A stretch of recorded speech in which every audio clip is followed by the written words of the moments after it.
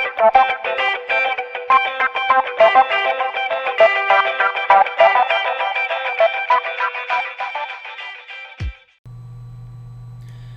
guys, Mike from the Off-Grid Shop here, and today we're talking about a pure sine wave inverter versus a modified sine wave inverter. Now this is a question we get all the time about the price of inverters and what's the difference and stuff like that. So we're going to run you through them.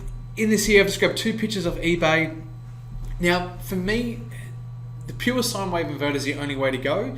I wouldn't recommend anything else, even if you don't really have the budget. Just hang on, wait, save the money up. You're better off spending it a cheaper pure sine wave inverter than putting a modified sine wave inverter in.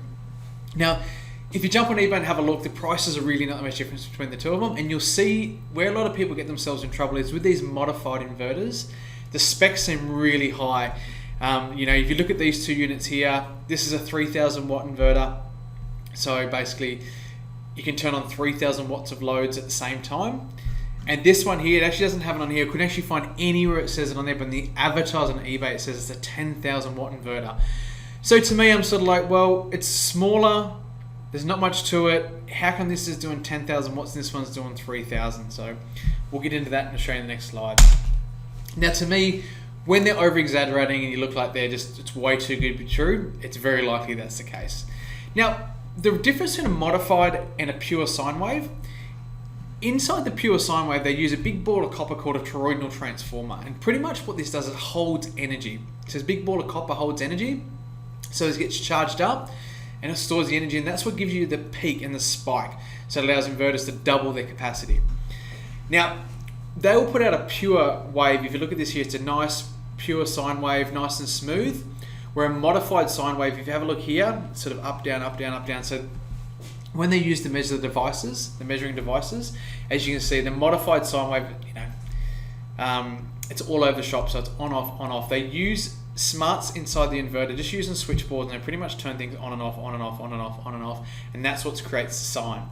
So it's not really good for laptops, LED TVs, and all the sensitive stuff. So the reality is, you get on that path of a cheap inverter, you're more likely to spend the money on buying a new laptop than saving up and getting yourself a pure sine wave inverter. So something to think about with those there.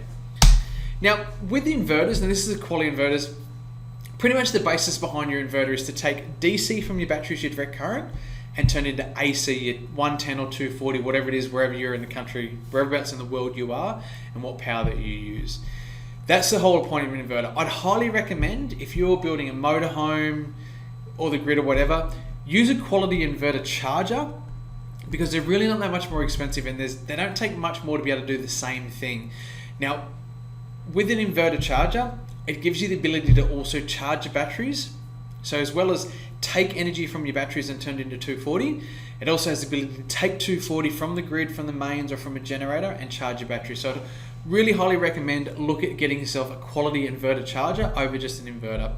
I hope this helped guys understand the difference between a modified and a pure sine wave inverter. It's pretty much a big ball of copper rather than using smart. The toroidal transformer pure sine wave inverter is going to be a lot better quality and last a lot longer in the long run. So appreciate it guys. If this has been helpful, whack a comment down below, give the video a like, and also don't forget to subscribe to the channel for more videos of this. Thanks and have a great day.